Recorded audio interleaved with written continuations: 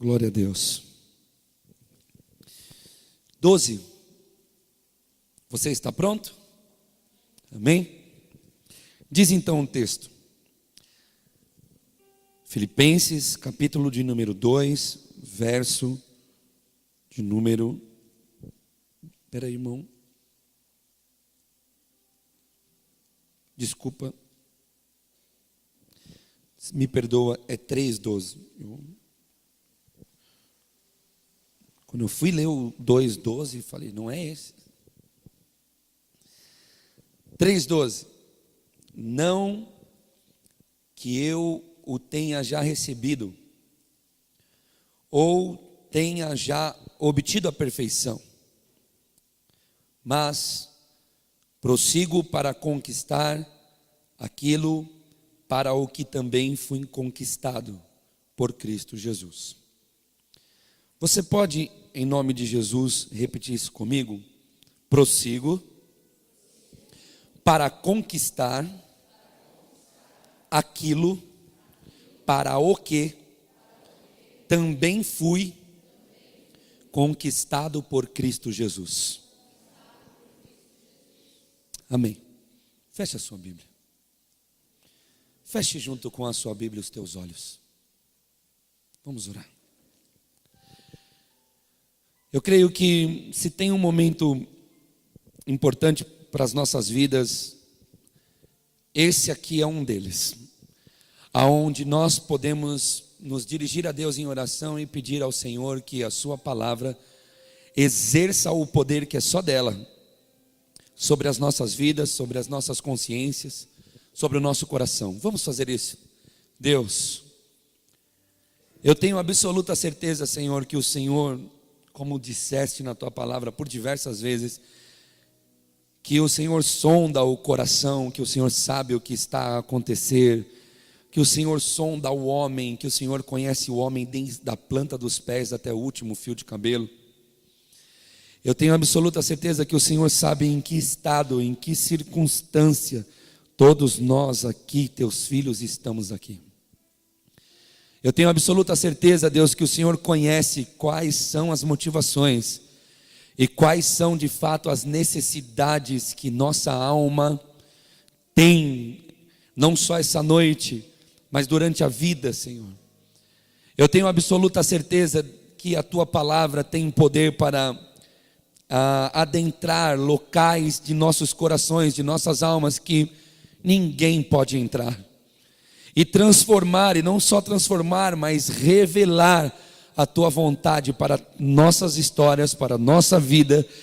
Ó Deus, eu tenho absoluta certeza de que o Senhor está aqui em nós. Eu tenho certeza que o Senhor está aqui, está em nós. Por isso eu quero te suplicar em nome do teu Filho Jesus, dai-nos o privilégio de podermos ouvir muito mais do que a minha voz, que gagueja, que erra, que lê que lê com miopia, ó Deus, as coisas da vida. Mas nós queremos ouvir a tua voz, Pai, que lê as coisas da nossa vida com tanta clareza e com tanta especialidade, que só o Senhor é que pode nos direcionar até o teu reino, Senhor. Nos direciona pelo caminho da tua graça, pelo caminho da tua misericórdia. É isso que eu peço, em meu favor, em favor dos meus irmãos, em nome de Jesus. Amém. Amém, meus irmãos. Deixe-me tecer algumas palavras. É natural que um pregador da palavra de Deus tenha a obrigação de ler a palavra e sempre, como aqui disse o presbítero Cláudio no início do culto, sempre pedir a Deus que Deus nos direcione a uma mensagem que venha não só de encontro ao coração das pessoas que se congregam, mas também daquele que fala. Porque dentre essa estrutura religiosa que nós vemos no Brasil, algumas coisas Deus tem nos alertado quanto a algumas coisas, e uma delas eu acabei de dizer no início. Outra dela é o que eu vou dizer agora, que nós temos lutado para que Nós, líderes desta igreja, coordenadores dessa igreja, pastores dessa igreja, ministros dessa igreja, não desejamos nos colocar em um lugar diferente daquele que pela primeira vez entra dentro desta igreja e nunca teve contato com a igreja de Cristo. Por quê? Porque de fato não há diferença. É por isso que existem alguns momentos que nós precisamos estar todos em um só patamar, e esse é um deles, o momento da mensagem, em que não existe ninguém que sabe mais ou que sabe menos. Então não é porque eu estou com o microfone nas mãos que eu já sei o que Deus ou que o Espírito Santo vai falar. Não, eu não sei. Até porque o que eu sei é que Deus me deu uma breve consciência a respeito de um tema. E eu nem sei como isso vai soar dentro de você. Mas eu sei que o Espírito Santo pode pegar todas as informações que há de sair da minha boca aqui e fazer isso ser um vulcão de informações dentro do seu ser e transformar não só a sua consciência, mas a sua vida para todo sempre. Eu estava lendo esse texto e quando eu sou apaixonado pela palavra de Deus, como muita gente aqui dentro é. E é maravilhoso quando a gente está no silêncio da nossa vida e a gente começa a ler a palavra de Deus e começa a perceber as experiências dos homens com Deus. Porque a palavra de Deus nada mais é do que isso, um relato da experiência de Deus com os homens. Por isso nós estudamos a palavra aqui todas as sextas-feiras, para que nós possamos olhar e ver como foi aquela experiência, e como aconteceu aquela experiência, e como eu posso aplicar aquela experiência na minha vida. E nós temos olhado e visto isso com muita responsabilidade, nós temos ouvido isso aqui todas as sextas-feiras, que nós não podemos pegar uma experiência, um texto, uma palavra, de uma determinada circunstância e aplicar ela simplesmente à deriva dentro de uma outra experiência, que eu estou supondo que parece, ou muitas vezes nem parece. Nós estávamos aqui sexta-feira aprendendo Isaías de número 51, e a única palavra que a gente ouviu durante todo o estudo foi: Deus estava falando de salvação. Deus estava falando de salvação. Deus estava falando de salvação.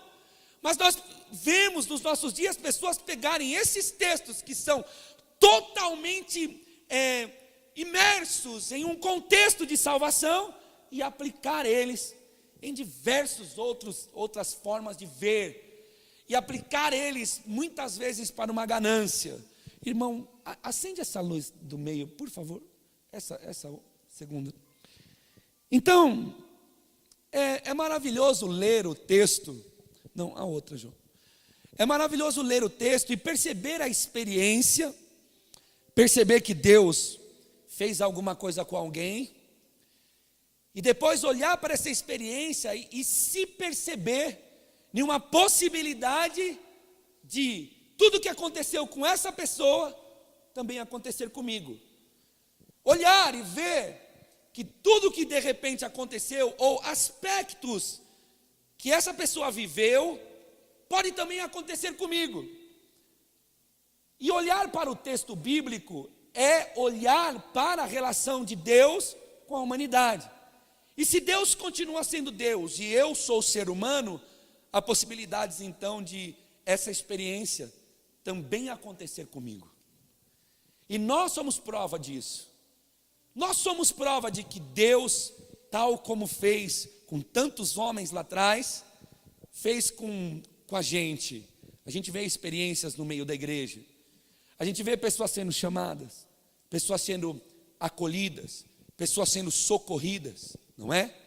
A gente vê pessoas sendo consoladas, não é verdade? O irmão presbítero Cláudio estava aqui abrindo o culto, ele teve coragem. Porque tem pessoas que não sabem o que o Cláudio e a Dulce vivem aqui, mas coragem, tem que ter coragem. Aliás, tem que ter consolo, não coragem. Porque só o consolo de Deus seria capaz de colocar no coração desse irmão uma mensagem que abordasse o tema filho. Vocês não acham, meus irmãos? Para quem teve que sepultar o seu filho há poucos meses atrás, nós olharmos um irmão abrir um culto, falar sobre filho, e não desmontar, grunir, quebrar a cabeça, pular de cima do prédio, desejar o suicídio, se afundar nas drogas, se afundar na bebida, se afundar no álcool, nas prostituições, mas ao contrário disso, se afundar no evangelho e ter força para encarar uma igreja e dizer: eu tenho um bem maior. Isso é consolo, irmãos. Que pena que muita gente, dentre os quais eu me coloco dentro disso, estou totalmente amortecido pelas ganâncias da vida, totalmente amortecido pelo pecado da vida, e tem um testemunho tão brutal do meu lado, mas muitas vezes me esqueço. Mas nós somos assim mesmo. Então nós estamos aqui desse jeito. Nós temos diante dos nossos olhos experiências muito parecidas, e não só parecidas, mas algumas delas até idênticas a experiências bíblicas. E ler a experiência de Deus com o apóstolo São Paulo é algo muito edificante. Você há de convir comigo que o apóstolo São Paulo foi chamado por Deus para escrever coisas que ninguém escreveu. E uma delas me chamou a atenção, e eu gostaria de falar sobre elas aqui nesse culto. Me chamou a atenção a forma como ele disse que foi conquistado. Eu comecei a pensar sobre a conquista. Deus me levou a transitar sobre esse tema, conquista. Eu olhei e disse: meu Deus do céu, o que aconteceu com esse homem, que ele foi capaz de dizer o que disse algumas frases antes? Eu vinha lendo o que ele estava falando aos filipenses, e aquilo começou a inundar o meu coração. Começou a inundar meu coração de uma forma tão maravilhosa, porque ao ler a Bíblia Sagrada, o Espírito de Deus inunda o nosso coração. Deve ser assim.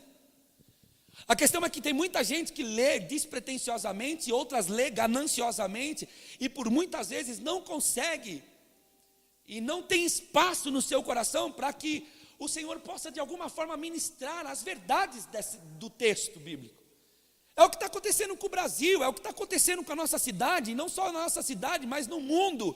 Pessoas estão lendo a Bíblia Sagrada, tentando fazer com que coisas espirituais resolvam as suas coisas materiais. E a partir disso, passam por cima de coisas tão fantásticas. Eu estava lendo Filipenses capítulo de número 3. Olha o verso de número 2.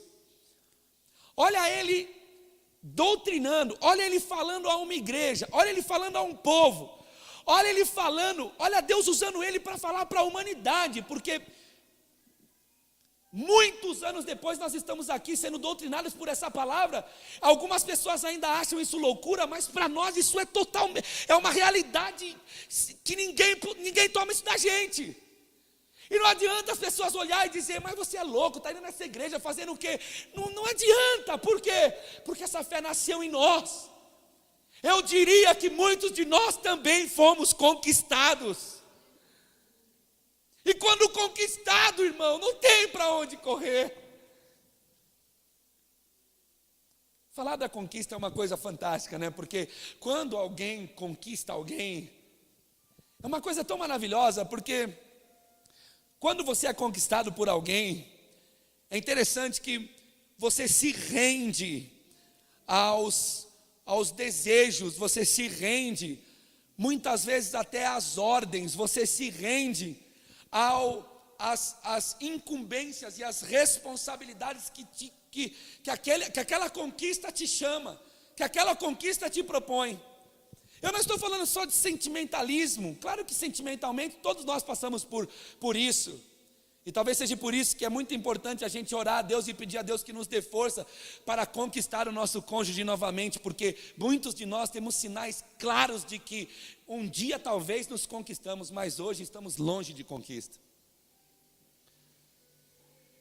Porque quando alguém conquista alguém, é uma cena hilária, e não só hilária, muitas vezes desesperadora. É por isso que a gente fica orando, pedindo a Deus que os nossos jovens e adolescentes passam dessa idade, protegidas pela palavra, para que eles possam ser conquistados por alguém numa idade correta, porque uma pessoa conquistada pela outra é hilário. Você começa a conversar com ela, a pessoa conquistada só sabe falar da outra. Qualquer palavra sobre a outra pessoa nossa, ela é muito legal.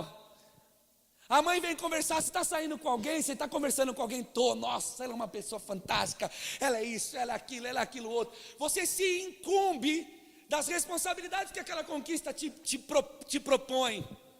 É assim, sempre foi.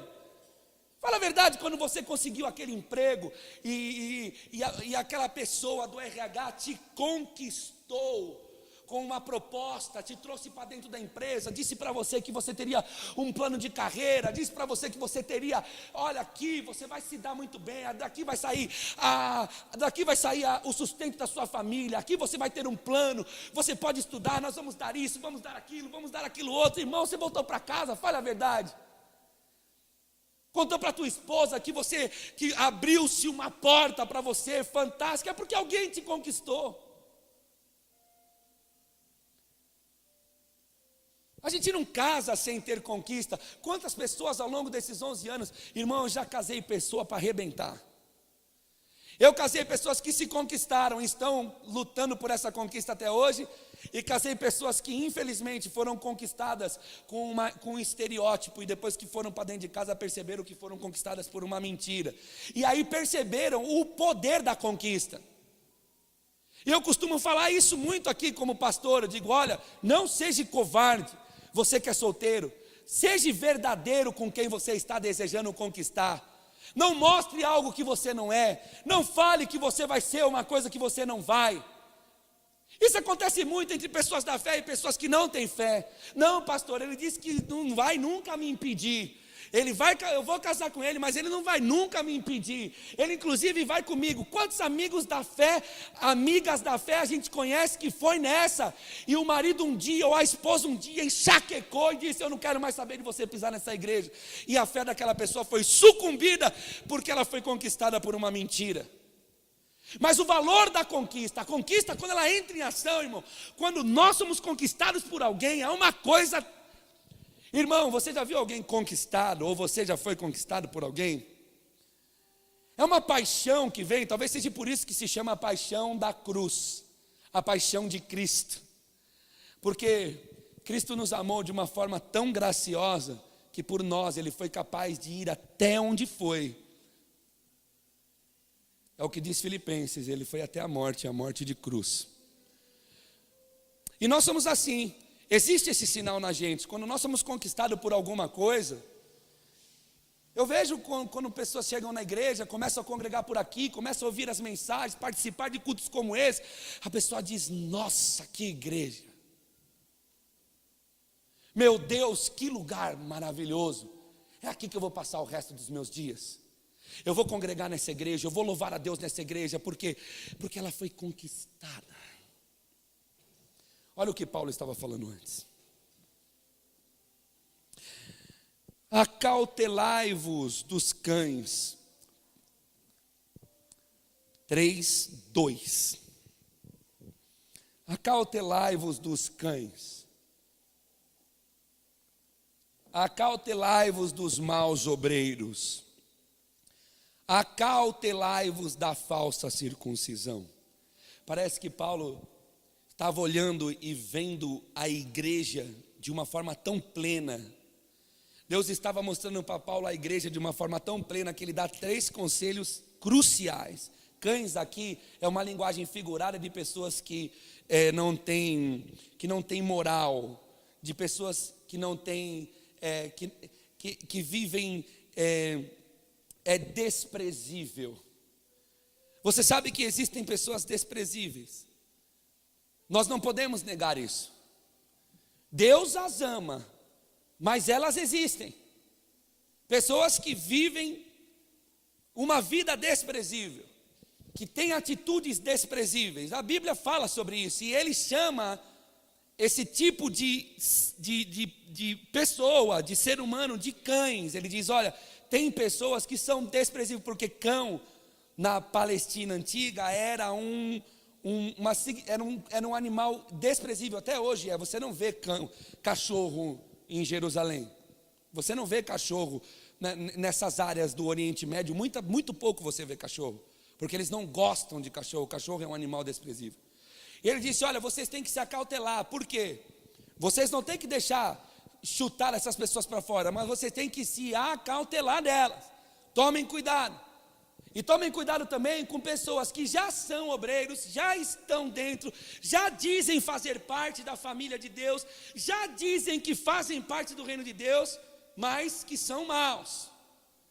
E toma também cuidado com a falsa circuncisão, que na verdade figura a falsa doutrina.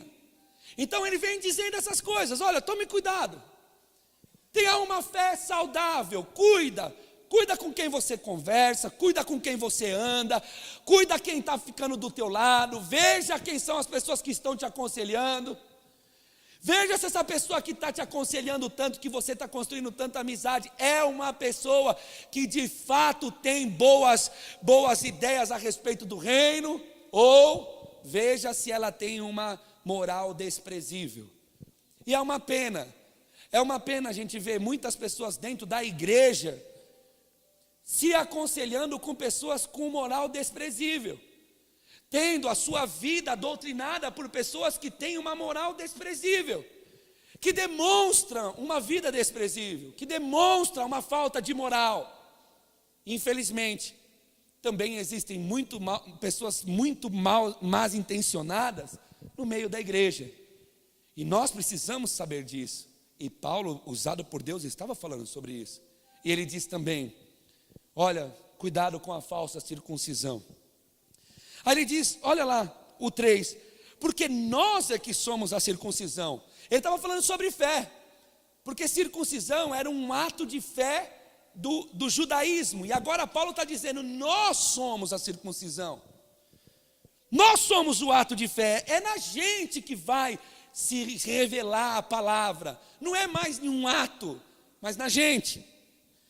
Nós que adoramos a Deus no Espírito, nós que nos gloriamos em Cristo, nós confiamos e não confiamos na carne. Aí ele diz assim, ó, bem que eu poderia confiar também na carne. Se qualquer outro pensa que pode confiar na carne, eu ainda mais. Circuncidado ao 8º dia, da linhagem de Israel, da tribo de Benjamim, hebreu de hebreus, quanto à lei fariseu, quanto ao zelo perseguidor da igreja, quanto à justiça que há na lei, irrepreensível.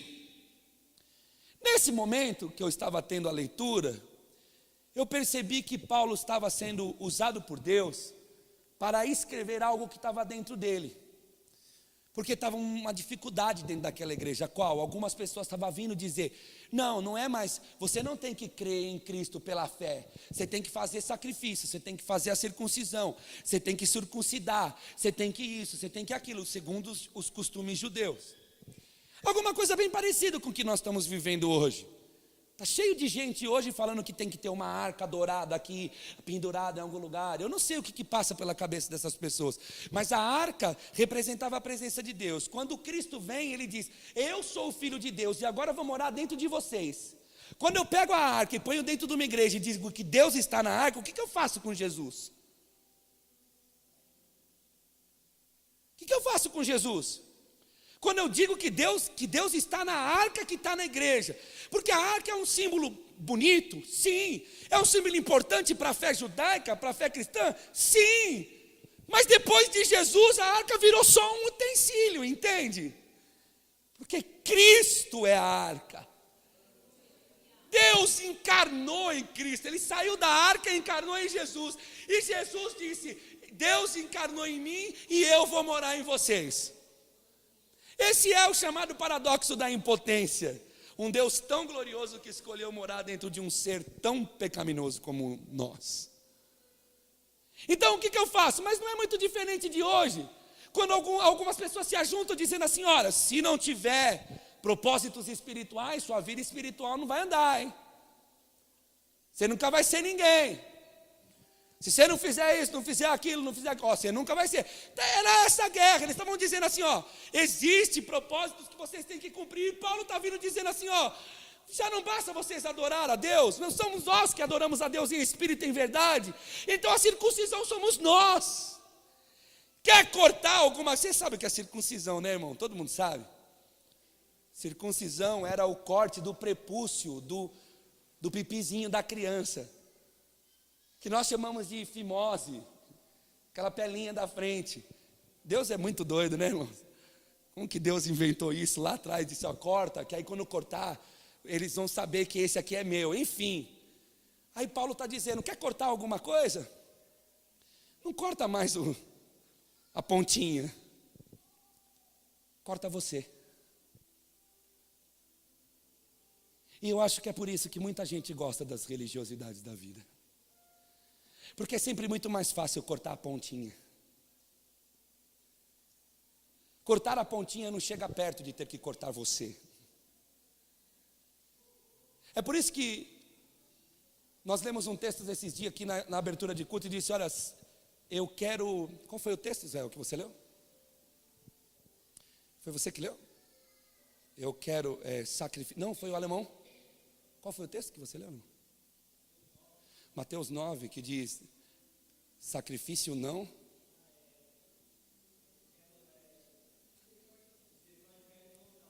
Misericórdia quero e não holocausto.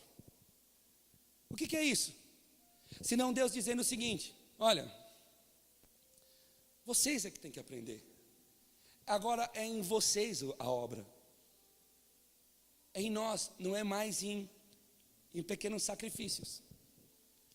E Ele está dizendo isso tudo. Ele está dizendo, olha, a circuncisão somos nós. Só que aí parece que ele eclode, ele exulta, ele explode dizendo quem ele é nessa história toda.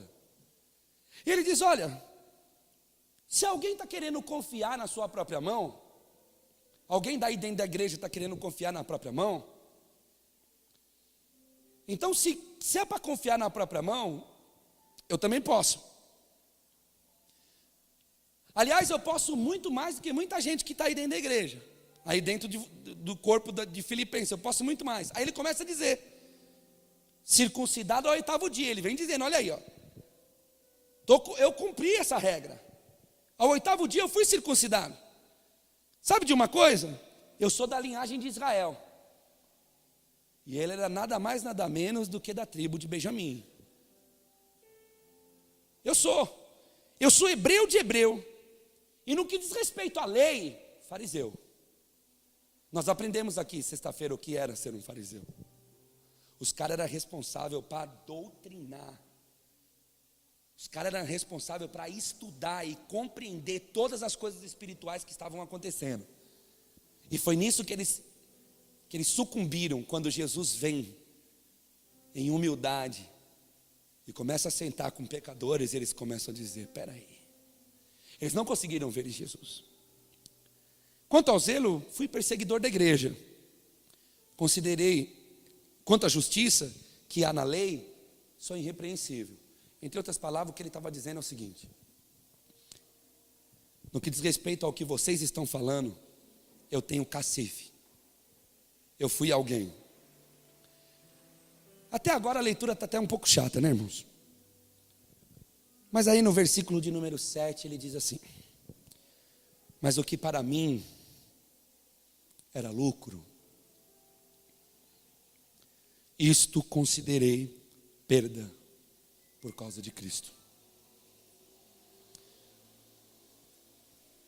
E o próximo verso vai ainda nos chocar mais. Sim, deveras considero tudo como perda, porque eu encontrei alguém sublime, eu tive conhecimento de alguém sublime, a saber, Jesus Cristo, meu Senhor, por amor do qual perdi todas as coisas. E não só perdi, Mas quando essas coisas todas saíram da minha vida, eu as considerei como refúgio, como esterco, como fezes. Eu as considerei como algo que tinha que sair da minha vida. Eu as considerei como algo que não servia para a minha vida, tal como o meu organismo recebe um alimento e extrai do alimento tudo o que precisa, e aquilo que não precisa mais, ele pega tudo e refuga e joga para o intestino, para que o intestino solte no determinado momento. Eu estou dizendo que tudo que eu perdi, tudo que saiu da minha vida, quando eu compreendi que eu não precisava mais me circuncidar, e que eu tinha que agora circuncidar quem eu era, e que eu me circuncidei, eu me abandonei, eu me larguei, eu já não queria ser mais quem eu era. Eu descobri que tudo que eu era se tornou refúgio diante de tudo que eu passei a ser quando me foi revelada a pessoa bendita de Jesus Cristo. Às vezes a gente se pergunta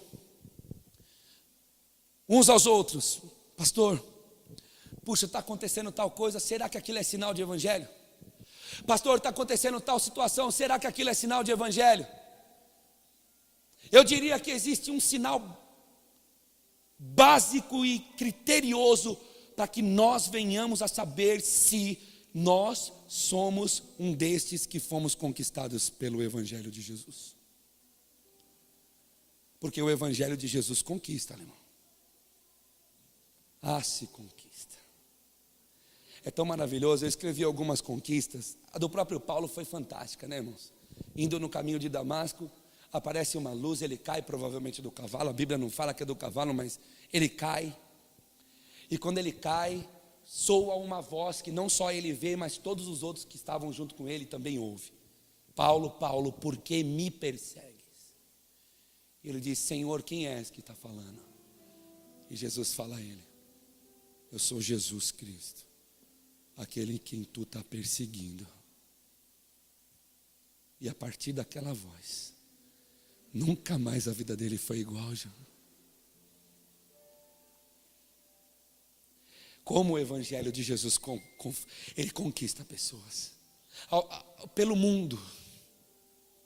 Ele conquista pessoas ao longo do mundo. Tem um tal Natanael que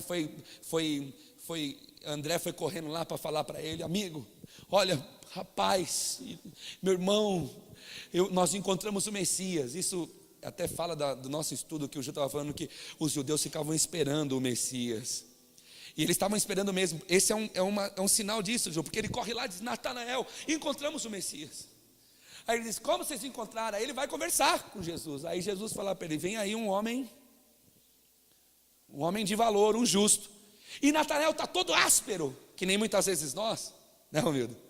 Vem todo áspero para a igreja. Alguém convida a gente para vir na igreja, a gente já vem tudo, vou lá, hein? Mas se chegar lá, não gostar, estou saindo fora, nunca mais volto. Eu também era assim com a coitada da minha mãe. Minha mãe falava essas coisas: filho, quando eu te chamava para ir para a igreja, e você falava aquele monte de coisa, eu ia para a igreja tremendo. Eu falo: meu Deus, eu faço alguma coisa, que ele ouça alguma coisa que agrade ele. A gente fica com essa coisa, né? Agora eu sou pastor e eu sei o que isso quer dizer. Às vezes eu vejo uns rostinhos na igreja assim, eu falo: meu Deus, está tremendo, coitado. Eu acho que uns irmãos têm medo de trazer. Fica, não é assim, irmão? A minha mãe era assim, ela conta isso para mim, ela ficava: será que ele vai gostar da altura do som? Será que ele vai gostar das músicas? Será que ele vai gostar do que vai falar? Tomara que o pastor esteja de bem com a vida. Assim ele fala uma mensaginha levinha, assim todo mundo sai abençoado, e quem eu convidar fica feliz da vida. A gente fica marcando essas coisas, né? Natanael veio todo rabugento, que nem muita gente vem. Eu ia para a igreja rabugento, sentava no último banco rabugento. E eu ficava esperando alguma besteira acontecer para falar para minha mãe: tá vendo essa palhaçada, vai dar dinheiro agora, tá vendo? Só palhaçada, você acha? Enfim, Natanael vai todo rabugento falar: como é que o senhor sabe? Quem é você que sabe? Ele diz assim: te vi lá de baixo, eu vi você. Engraçado que bastou Jesus falar que tinha visto ele, Ele já se dobra e diz: mestre, agora sei que tu és quem és. O evangelho é conquista, irmãos. Nós não devemos ter medo do evangelho, e nem medo do que o evangelho é capaz de fazer com a vida de uma pessoa. E não devemos ficar contabilizando o que vai ou não acontecer com alguém. Nós devemos trazer as pessoas para ouvir o evangelho, porque o evangelho conquista de um jeito que às vezes a gente não sabe. Às vezes é uma palavra mais dura, aquela pessoa ouve o evangelho e diz: é isso. Às vezes é uma palavra mais quebrantada, aquela pessoa diz: é isso. Você se lembra quando o evangelho te conquistou? Você se lembra quando você foi a algum lugar ou alguém disse a você, falou do evangelho para você de uma forma que nunca ninguém havia falado? É assim, o evangelho nos conquistou. E o que é o evangelho? É as boas novas de Deus para a humanidade. E qual é a boa nova? A boa nova é que agora a gente tem um Deus poderoso que vai nos permitir, vai nos ajudar a comprar, a realizar os nossos sonhos? Não. Se Ele vai permitir, eu não sei. Talvez permita, talvez não, porque tem um monte de sonho aqui que nunca vai ser realizado. Acho que já falaram isso para você, né? Claro. Tem um monte que vai, outros que não. Agora, uma coisa existe nessa boa nova: existe boa nova para a nossa alma. Essa veio nos lábios de Jesus. Eu vim trazer boas novas. Quais são as boas novas? As boas novas é que você é desprezível, é que você não tem condição de encontrar salvação sozinho. As boas novas é que você é pecador e Deus está irado com você, mas eu vim para aplacar a ira de Deus e dar a você a oportunidade de ser aceito por Deus, mesmo sendo quem você é. Essas são as boas novas do evangelho. A única boas novas do evangelho. O resto, se acontecer, como diz o irmão Cláudio, é lambuja. É Deus dando de brinde, é Deus sendo bom com a gente, é Deus sendo dando um pouquinho mais daquilo que a gente nunca mereceu. Enfim, Paulo está dizendo que ele, se é hebreu, ele é também. Ele disse: se é para confiar na carne, eu também. Só que aí depois ele diz: tudo o que eu sou, eu reputei por perda. Você quer saber um sinal de alguém que foi conquistado por Jesus? Eu digo, porque fica fácil compreender o texto quando você lê ele falando assim: é tudo refúgio agora, tudo que eu sou hebreu, é refúgio. Eu estudei aos pés de Gamaliel, é refúgio. Eu sou fariseu, é refúgio. Eu sou da tribo de Benjamim, é refúgio. Eu persegui a igreja, é refúgio.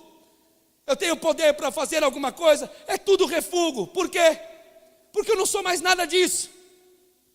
Eu não sou mais nada disso porque fui conquistado.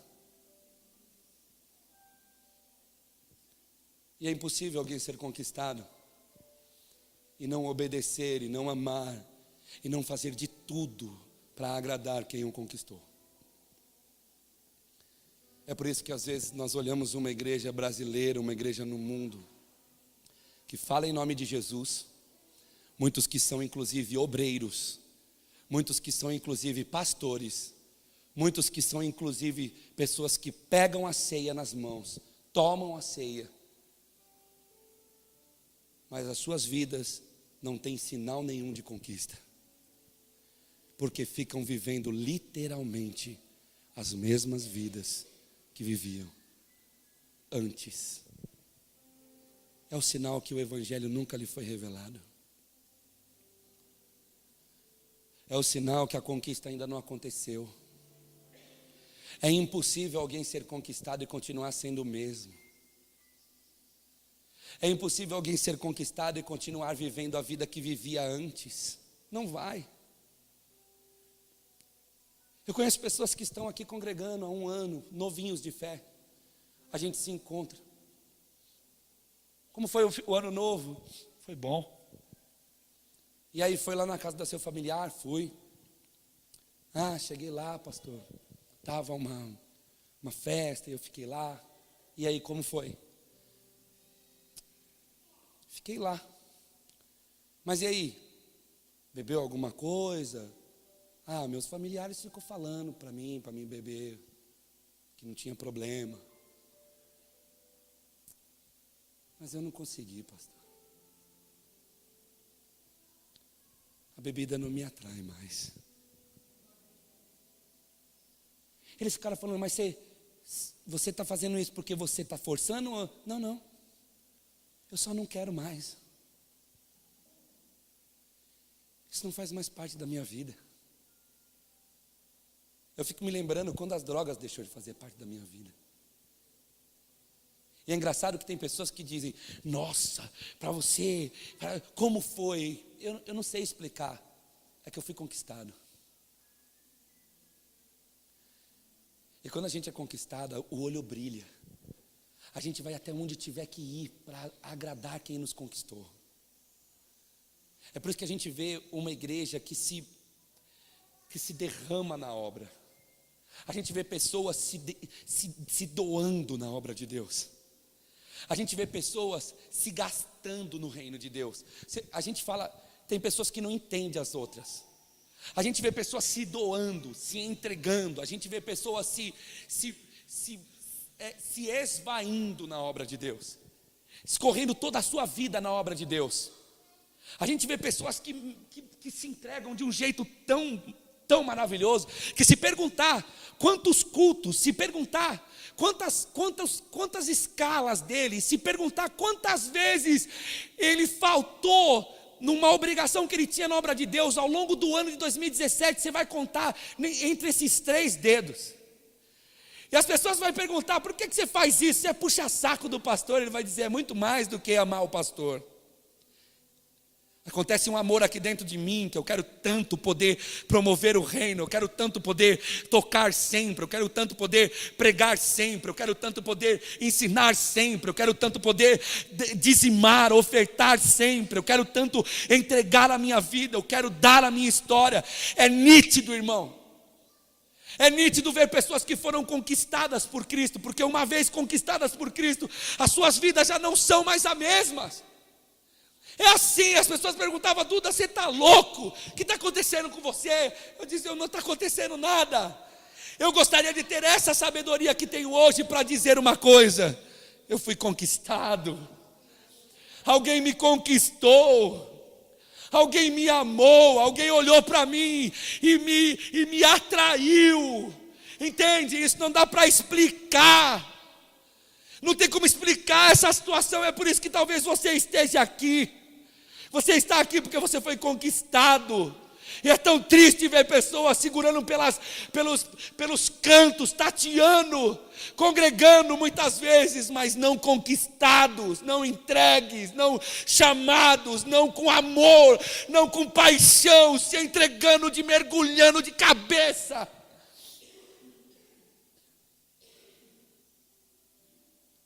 Não dá para explicar isso, irmãos. O que eu sei é que eu preciso falar sobre esse amor. Eu preciso dizer que esse amor conquista pessoas. E conquista as pessoas de uma forma tão maravilhosa, de uma forma tão sobrenatural, que pessoas que estavam tão dedicadas às suas vidas simplesmente se desfazem de suas histórias e diz, tudo que eu era ficou para trás, agora eu vou construir uma nova história. É por isso que esse mesmo Paulo disse assim, eu não vivo mais, mas é Cristo que vive em mim. Eu gostaria de te chamar a atenção, irmão. Chamar a atenção para que você possa olhar para a tua vida, primeiro domingo de 2018. Enquanto nesse dia, muitas pessoas estão em cima do púlpito, incendiando, Henrique, pessoas dizendo assim, o que Deus não cumpriu no ano de 2017, vai cumprir em 2018. Aquela bênção que não aconteceu em 17, vai acontecer em 18. Eu gostaria de protestar contra esta mensagem, pregando a mensagem do Evangelho. Eu gostaria que você olhasse para a tua história e se percebesse, você é um conquistado. Que vida você tem levado, meu irmão? Qual é o estilo de vida que você tem levado pelo amor de Jesus Cristo? Você está tendo a oportunidade de estar exposto ao Evangelho. E que vida você tem levado? O que você tem feito da sua vida? Que tipo de vida você vive? Qual é a diferença entre a tua vida hoje e a tua vida quando Jesus ainda não fazia parte, quando você ainda não ouvia falar de Jesus? Qual é a diferença das suas atitudes hoje para as atitudes antes de você vir à igreja? Qual é a diferença das reações, das suas reações hoje para as reações que você tinha antes de sentar dentro de uma igreja? O que você tem feito com a tua vida? Talvez você seja de fato alguém que está sentado aqui, mas que nunca foi conquistado pelo Evangelho. Por isso eu preciso terminar essa mensagem dizendo uma coisa a você. Jesus te amou tanto. Jesus te amou como nunca ninguém vai te amar. E quando esse amor for revelado a você, você vai ver, a sua vida nunca mais será a mesma. Nunca mais. Você até pode tentar. Você até pode dizer assim: eu cansei, eu vou correr, eu vou fugir. Você vai fugir para o buraco mais fundo. Foi isso que o salmista disse. Se eu subir ao céu, tu vai estar lá. Se eu descer às partes mais baixas, tu também vai estar lá. Foi isso que Pedro disse quando Jesus pergunta para ele: quer ir embora também, Pedro? E ele, inspirado por Deus, diz: para onde é que eu vou? A sua vida nunca mais será a mesma. E eu lhe garanto uma coisa: a vida que você vai viver a partir do dia em que o Evangelho de Cristo for revelado a você, será uma vida que vai te fazer olhar para a tua vida passada e dizer: aquilo tudo lá era esterco. Aquilo tudo lá não prestava, e nem as coisas boas que ficaram lá atrás prestavam. Tamanha revelação, tamanha graça, tamanha maravilha que a tua vida vai virar. Tamanha glória de Deus que Ele vai revelar em você. Foi isso que Paulo entendeu. A glória que está para ser revelada em mim não pode ser comparada com isso que eu estou vivendo aqui. Porque há de vir uma glória a qualquer momento que não, tudo que a gente está vivendo aqui não vai dar para ser comparado. Eu gostaria de dizer a você, você que percebe que você não é um conquistado, Deus conquistou a tua alma, a tua vida na cruz de Jesus Cristo. Quando Jesus foi crucificado, quando Jesus foi surrado, quando Ele foi cuspido, quando Ele foi maltratado, tudo isso foi no seu lugar e no meu lugar. Pelo amor de Deus, você que me ouve, você já está aqui, olha para dentro de você e se permita que esse amor te conquiste. Abra precedente. Feche por um instante os teus olhos. E quem sabe essa noite, pela primeira vez em toda a sua vida, diga: Deus, eu nunca me imaginei aqui dentro. Para mim, estar em uma igreja era estar onde pessoas iam dar dinheiro para pastor. Mas agora eu estou aqui. E eu gostaria muito de te ver. Senhor Jesus, o Senhor sabe, Deus, com que dificuldade venho aqui. E talvez seja até visível a minha dificuldade. Mas mesmo em dificuldade, eu gostaria de te dizer, de te pedir: se revela, Senhor. Tome a vida desse irmão e se revela a ele, Pai. Transforme a vida dessa pessoa, Deus, como transformaste a vida de apóstolo São Paulo. Faz ele compreender, faz ela perceber que tudo aquilo que ela é até o dia de hoje, não vai dar para se comparar com aquilo que Deus há de se revelar nela. É por isso que Paulo disse isso: eu estou prosseguindo para conquistar aquilo pelo qual também fui conquistado. Eu fui conquistado e é por isso que eu corro para conquistar. Ele me conquistou, eu sou conquistado de Deus. Deus me conquistou na cruz, naquele Calvário. O amor de Deus viajou os milhares de anos até o dia de hoje. E essa mensagem hoje faz todo sentido para mim. Ela me transforma, ela me edifica, ela me santifica, ela me perdoa de todos os meus pecados, ela me ajuda, ela me revela a Deus, ela me mostra o tamanho do amor de Deus por minha alma. Ai, para onde eu vou? Para onde eu vou? Se só tu tens palavras de vida eterna, para onde iremos nós? Não saia desta igreja, não saia dessa igreja à deriva, não vá embora para a tua casa à deriva. Mesmo você que já congrega aqui, mas que não vê sinais de conquista, porque você vive exatamente a mesma vida que vivia antes de estar nessa igreja. Deus quer te transformar. Adolescentes, Deus tem conquistado vocês com amor. Jovens, Deus tem conquistado vocês com amor. Igreja, Jesus Cristo morreu no Calvário para nos conquistar em amor. Ele nos amou. Pare com essa vida, abandone o pecado, abandone a mentalidade mundana, pare de se deleitar nas mentalidades mundanas, pelo amor de Deus. Tome um gole do Espírito Santo e descubra que amor é esse, que chega a doer o peito quando penso.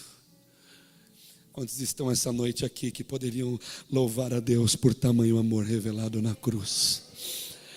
Quantos gostariam de dizer a Deus isso? Nós te louvamos, Senhor, porque na cruz o Senhor me comprou. Aonde estão os conquistados de Deus? Aonde estão aqueles que foram conquistados pelo Evangelho de uma forma maravilhosa? Nessa conquista Deus cura, nessa conquista Deus transforma, nessa conquista Deus se revela. Nessa conquista Deus nos abençoa com sua presença. Nessa conquista a nossa vida muda. Nessa conquista nós vivemos não mais nós, mas Ele é que vive. Como é maravilhoso ser de Deus. Como é maravilhoso ser de Deus. Como é maravilhoso estar na igreja. Como é maravilhoso ser do Senhor. Que coisa maravilhosa. Desde o dia 9 de novembro de 97, 19 anos se deleitando na conquista.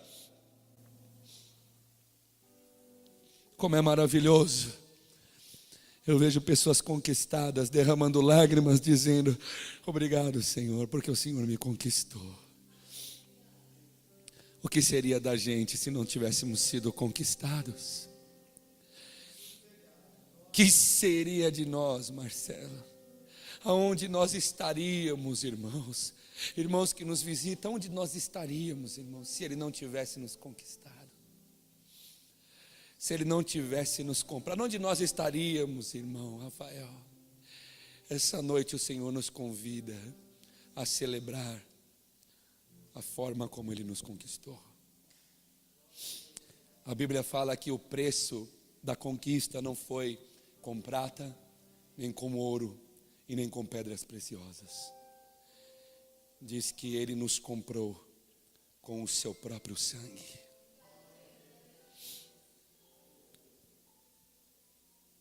É por isso que não tem preço. Ninguém nunca vai te amar como Deus te ama. Ele não te quer nessa vida.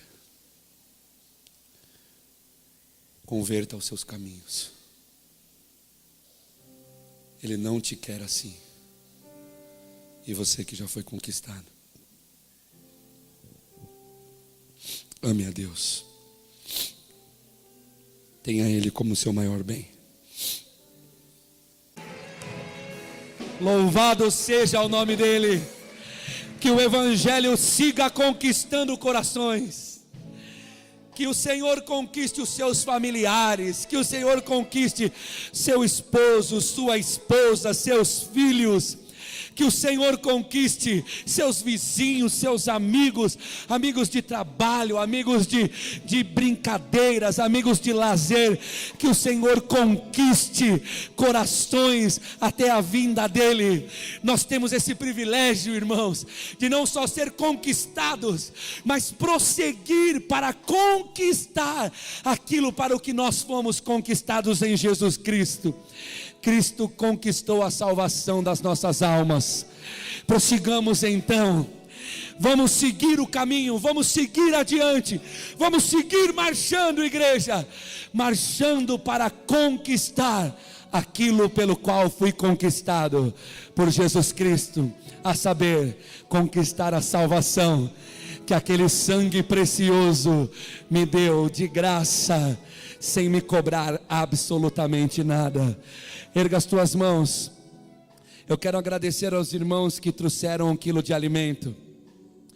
Percebi que muitos irmãos também não trouxeram. Eu sei que esse mês é um mês de muita gente de férias. Se você quiser trazer na quarta-feira, irmão, faz isso, traga. Assim na quarta a gente monta as cestas básicas, tá bom? Obrigado, que Deus abençoe. Nós estamos em culto, porque a igreja se ajunta para cultuar aquele que um dia a conquistou. Siga o teu caminho, volte para a tua vida. Volte para a tua vida andando, não mais vivendo você, mas Ele vivendo em você.